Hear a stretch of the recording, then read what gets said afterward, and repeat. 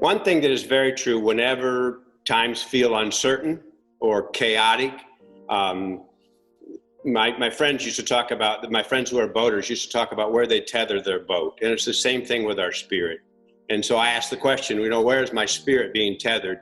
And if I feel like I don't have that place, I feel like I'm at the mercy of. And here's what's interesting. When I feel like I'm at the mercy of, I don't trust who I am and what I bring to this moment. And so we had this conversation because from the time I was young, I was a journaler. I loved to write. I loved to put words down on paper. And it was easy for me to do. What was difficult for me to do was to honor that place and honor those voices. And so one of the things that is very difficult to do in a time when you feel at the mercy of is you don't trust that voice that you have. Journaling is just a small way to begin to do that. You just start with, of course, now I'm channeling my wife here. Use your words. But we have this, it's the same sort of thing that inside of us, there's something we bring to the table that for whatever reason, we didn't trust. And here's what's interesting. When things are crazy around us, we assume, if I'm at the mercy of, we assume that's the narrative for who we are. We assume that's the narrative for life. We assume that's the narrative. And every one of those things, when life is crazy, every one of those things is a narrative of scarcity, not sufficiency. And so we're always looking out for something else that needs to happen or needs to be done or needs to be resolved because we don't believe in the middle of that uncertainty that there is enough. And we don't believe that the self I bring to this moment is enough. And we don't believe that the words I have in this moment is enough. And so the gift of journaling is the pen, and not just a pen. We're talking crayons. We're talking whatever you want to bring to that piece of paper. Is just the fact that you have opened that book and taken that pen out, or the pencil, and or the crayon, that you've taken that out and you're saying, I bring to this moment this self, this voice. That's the power. So I feel that as a member of the clergy, I also feel it too, because I feel like I'm supposed to give a homily that has answers.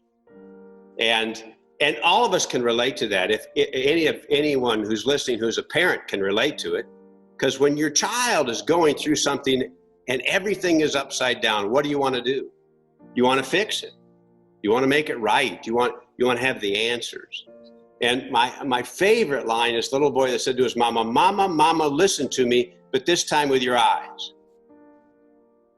In other words, just be here.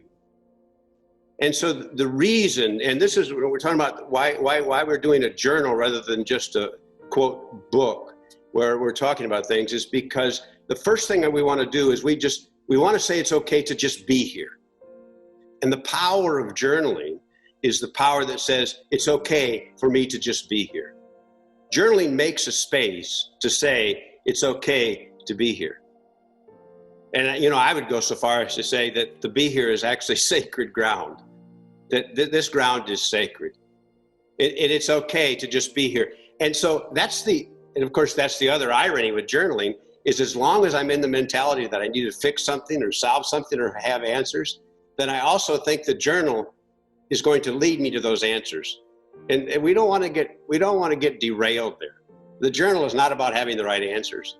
The journal is about the permission to be in that space where what I bring to the table is enough. That's extraordinary. And here's the other thing, is if I have the permission to say that this me I bring to the table is enough, then the story around me, the news that I see, both locally and nationally, and everything that goes cattywampus, and the fighting that goes on, I can begin by saying that narrative does not say who I am.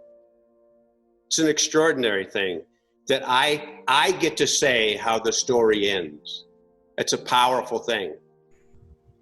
And the other gift about journaling, which is extraordinary, is that is that I not only get to say how the story ends, but I get to say that this is my story and I'm a part of it. There's power there. It's interesting that when I'm in a gathering and people know I'm clergy, they assume that I'm going to be the one to speak, as if whatever they bring to the table is not important or more important. And so that I especially love it when I'm anywhere where there's a meal, and because I'm clergy, I have to pray, as if I'm the only one that knows how to do that.